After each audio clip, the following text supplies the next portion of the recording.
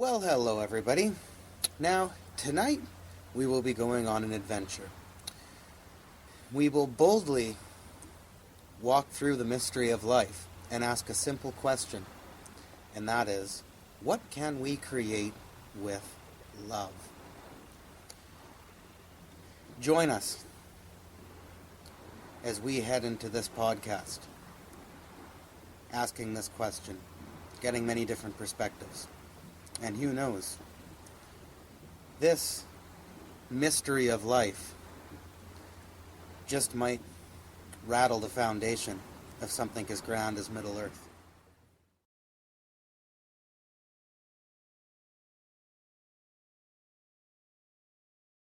In the hero's journey, in a good story, there's, the protagonist is always entrenched in their little life, and then something shakes that up, and there's a yearning to go leave home, And are you a hero enough? Are you courageous enough to make that break? And if you do, that's love pulling you out of your little jail cell and through hell, probably, by the time you shed all your stupid, head stuff, and then finally open up at the heart of the story.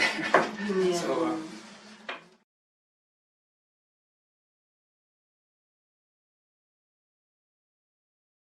This we, or this I, is the problem with love.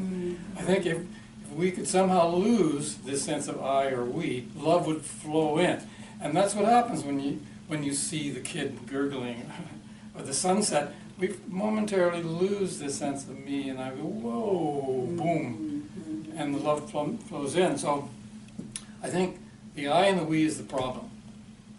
The love, we all say the love is all here all the time, right? It's all, but we just set up these obstacles to receiving it, and the I.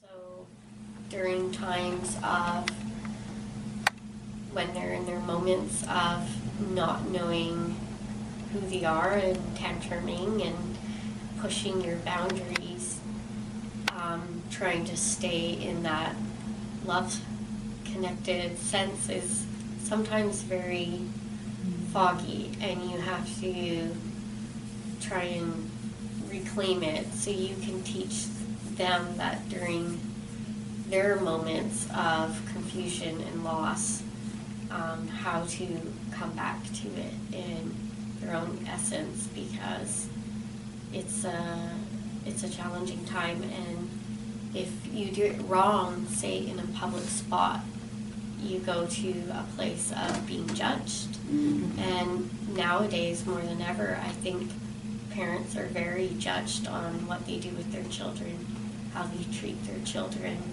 and it can sometimes bring up lots of conflicts, and you may be judged that you're not a loving parent by showing maybe a little more disobedience for what they're doing, but there's being too slack is not going to teach them anything, and then too much is harmful. So I think for me right now, unconditional love through parenting has been a big lesson and awareness.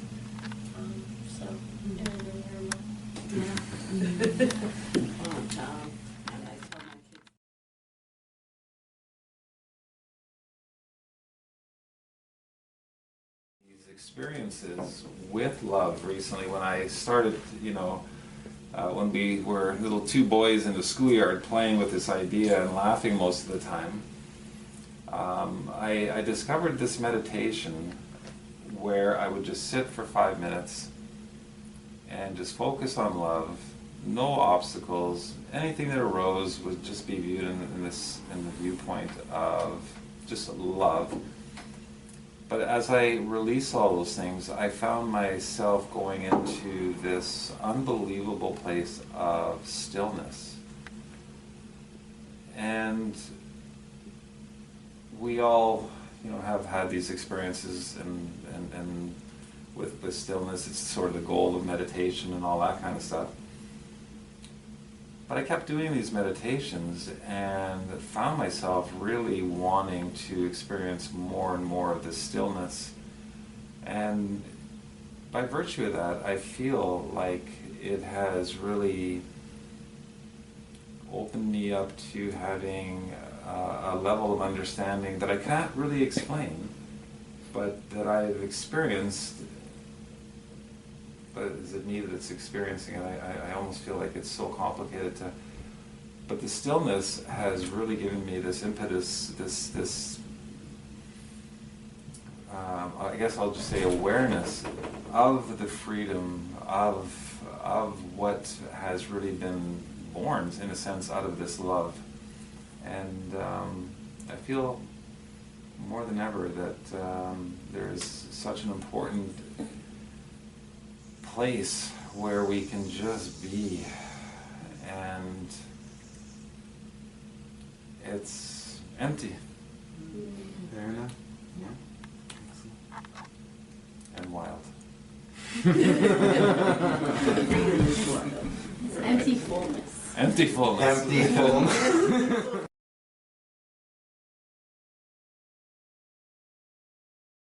I think a story that comes to mind would be a woman. She knew who killed all of her family, and he was in prison. And she went through this very long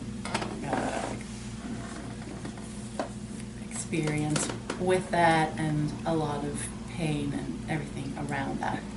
And someone gave her a machete, because she was in another country, and said, this person is in prison, and I will give you this weapon to go in, and you can do whatever you want with him. And she was, at the beginning, really thinking about using the weapon. But a very strong love came over her over a period of time, and so that when she actually went into the prison, she looked past everything, all the things that he had done, and all of the feelings that she had, and she was given the grace to see that he was her, and that he was God or love. And she just said to him, I forgive you. And he just didn't know what to do, but she said in herself she was freed, because she could see that all things are love, and all of it was born out of love. The deepest duality is itself from that. So, yeah, I guess that would be what I have to say about love.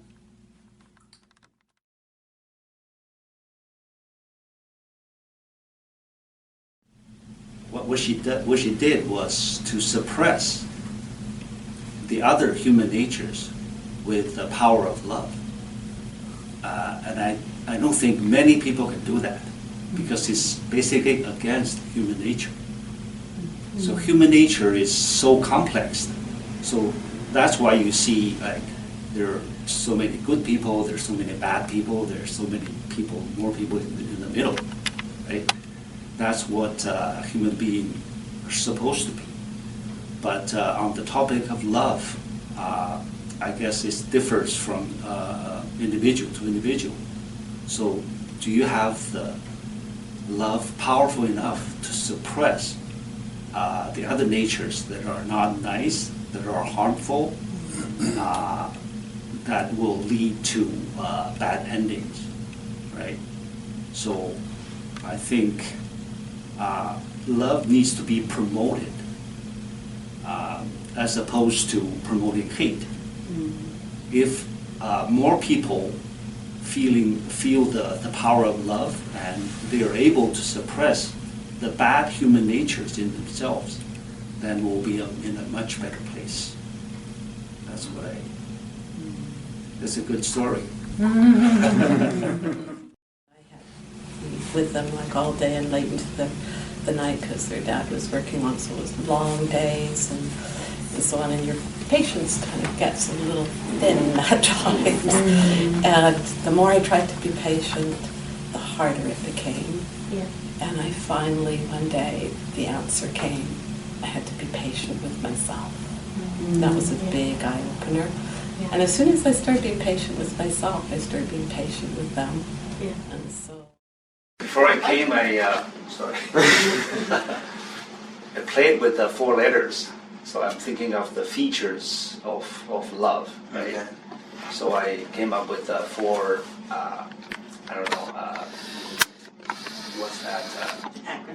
Acronyms or anagram? It's like what love is, or how love works, right? So L would be a language. So love is the universal language that any living being can speak, can express, and can receive, right? So like I got a Twitter feed of all the cute animal videos. So there's love between bird and the cat, and the chicken and the dog, right? So they all speak the language of love. So that's L. O, I thought of the word osmotic. So love is like it can penetrate slowly but surely into the deepest spot of one's heart and soul, right? Okay. Osmotic, and then V is virulent.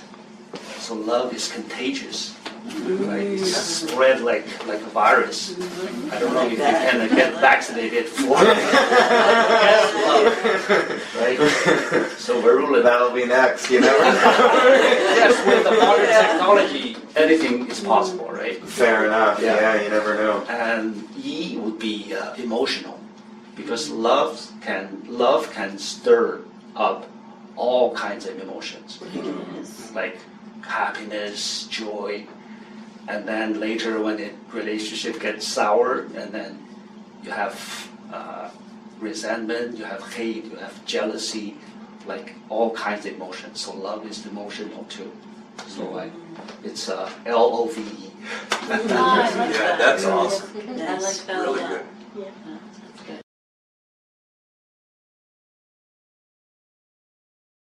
Right? Like, what do you think must happen to somebody in order for them to become so jaded that they no longer believe in it, no longer care about it? I would definitely say like traumas, neglect, resentments, stresses, all those different strains in your life that can cause heavy burdens that make people jaded and lose touch with others and themselves. So then I think it takes them away from that love aspect in their own being. Like, you lose that, and sometimes it's hard for people to find that. Sometimes they need somebody to help them find it, because they do get lost in like their little dark hole, you know, and they don't want to come out. That's what it would be for me. It really seems to be love that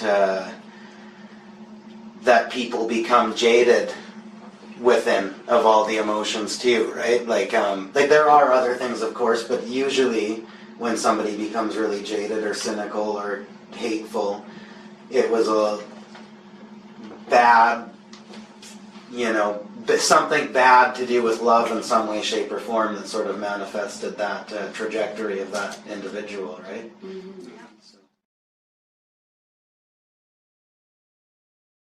Thought as you were speaking, and I don't know if I can remember, it was like at the beginning of a relationship, you do forget yourself. I'm going to go back to that. You do forget yourself because this person is everything to you, and then maybe as the relationship goes on, you sort of getting yourself back again, and suddenly, you're more in your ego, and that person's not satisfying your ego.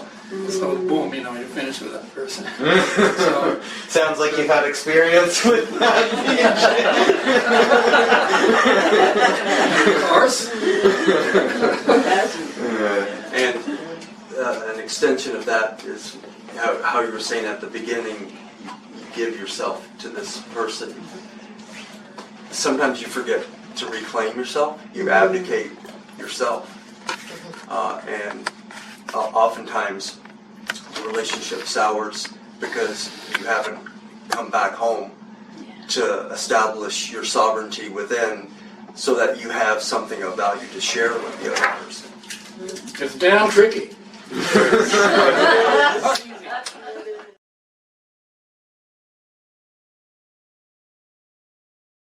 Do you think that humor and laughter is pretty much like a form of love? Like if you think, like if you see something really, really funny that's just like got you in stitches laughing, it must mean that you like really love what you've seen, or like really love the emotion that's coming at you from it, I guess, right?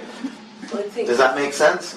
with laughter, there's an element of trust in laughter.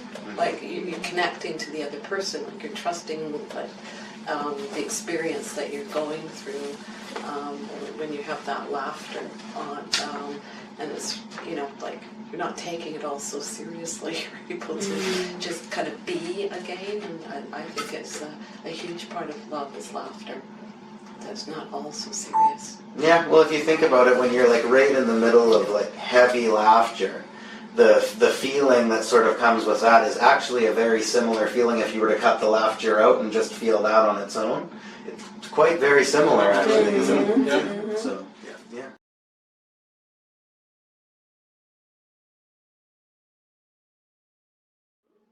We can create, love can create freedom. And there's a story I've been working with lately for two or three different purposes. It's the old Bible story of the lost sheep, the shepherd losing the sheep. The story of the shepherd has a flock of 100 sheep, and one of them goes missing, and he leaves the 99 to go look for the one and bring it back to the fold. I guess the moral of that story is that God rejoices more in bringing the one wayward sheep back into the fold than all of them. But anyway, I've been rewriting this story, and I see it when the sheep gets found. The black sheep gets found. And the shepherd says, "Oh, I'm so glad I found you. We'll take you back to the flock." But the sheep says, "Hold it, boss. I'm really glad you found me, but just, I'm not lost. I escaped." And then the shepherd says, "Well, yeah, but the wolf's going to eat you, And he the sheep says, "Yeah, but come on, at the end of the day, you're going to eat me. I'm lambs too, So the shepherd has to think, well, what's best for the sheep? If the sheep is his guardian angel, he has to think what's best for the sheep. If he's got the best sheep's best interest at heart, what's he going to do? Here's this sheep who's wandering away, wants to go on the hero's journey, right? Wants to get out of there.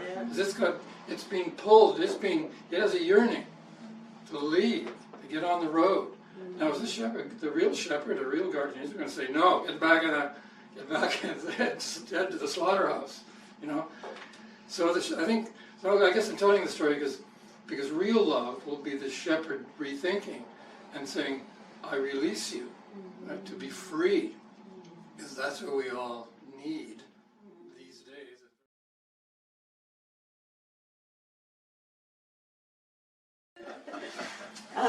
I was just going to go from the perspective of what can't you create with love. Like love is just so everywhere, right? So it's community. It's everything. So it's almost like you can't help but create with love. I think Gandhi had said something like, "What problem cannot be solved without love," or something along those lines. I put the word in expansiveness. Very expansive, Challenging yeah. ourselves to be expansive, to be wholehearted, to open up and to allow, that everybody can be in the circle. And everybody can be themselves in the circle. Yeah. I feel very moved by your answer, PJ. Surprisingly enough, like in a sense of it, like just that love, is freedom. You know, I mean, it resonates so very, very strongly. It's like it's, yeah. I'm going along with what you said. What can't be created with love? My favorite book title is The More Beautiful World That Our Hearts Know Is Possible. That's what we can create with love. We can create heaven on earth.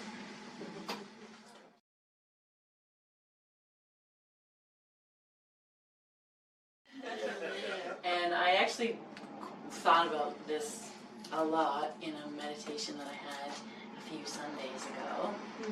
And there was great deliberation over it. I have like half an hour recording on it that I'm not going to share with you.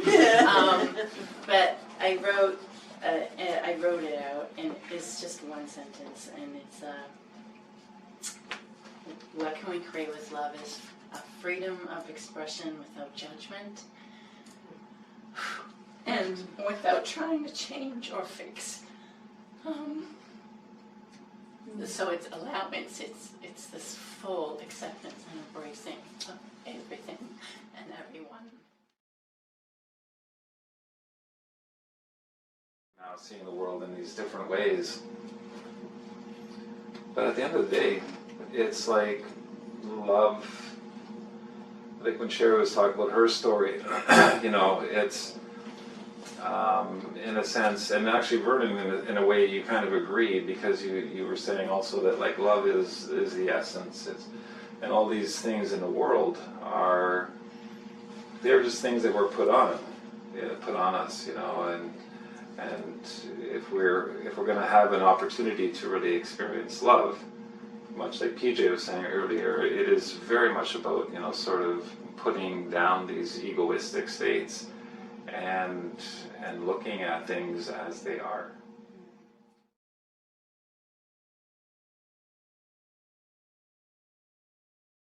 To see that this love is working on us. Like I said at the beginning, love brought us here, you know, and love made this happen. And love is the creator. You know, we're just a slave. We're just its slave, really, even though we seem to have this strong sense of self. But really, you know, But for me personally, I'm very, very curious about the power of love. Love as the greatest power in the universe. You know, the Jimi Hendrix quote, when the power of love overcomes the love of power of the world. Yes. And I slightly disagree with PJ. I think that we are way more capable and magnificent, and our job is to become aware through love of the power of love, and then serve love by intending to use it in the ways that our imagination inspires us to create the world that we dream to live in. isn't that love working on us? To me, that's love working on us. Yeah, I just think we have a little bit more. I think we're more like partners in the process. I really feel like we're some players. We're some serious players here, and we're just waking up to that. And the more that we can claim that power of who we are, it will match the power of the love that's coming.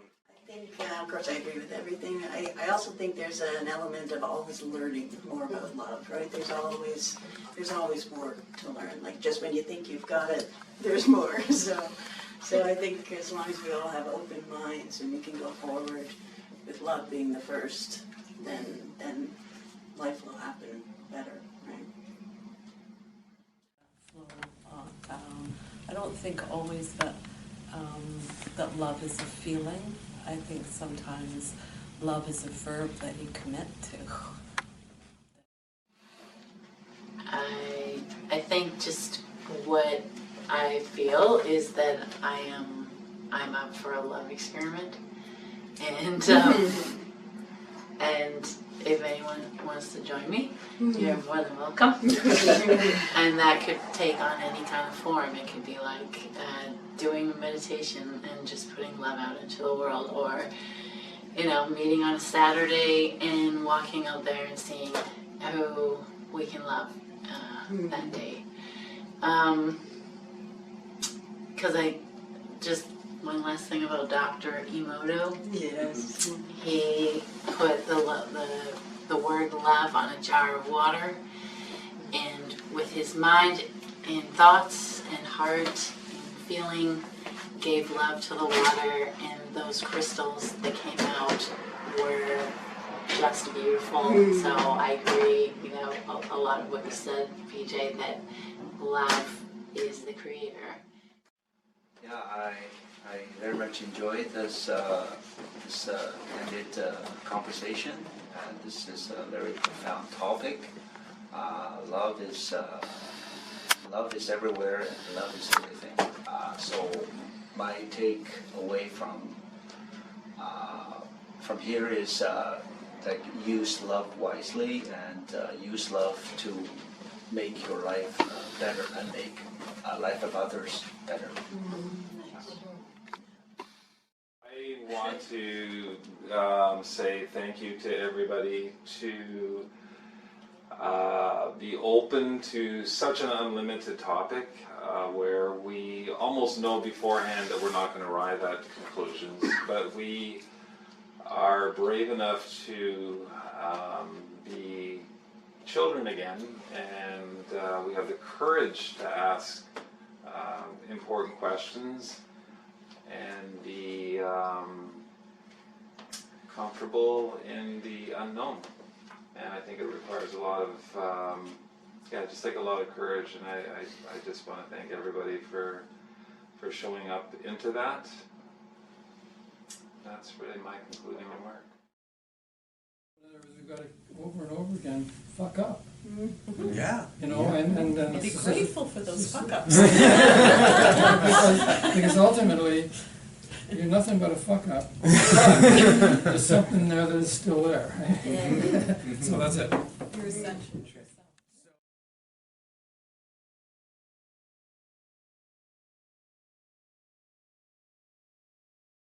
Yeah, well, I guess I already said that earlier, but thank you very much for everybody for being here and everybody for watching this podcast. We would love to read what your comments are in the section down below. And if there's any sort of conclusion I can bring to the table, it's that I'm not going to have any conclusion until I've thought about all of this and rewatched all this footage for a long time.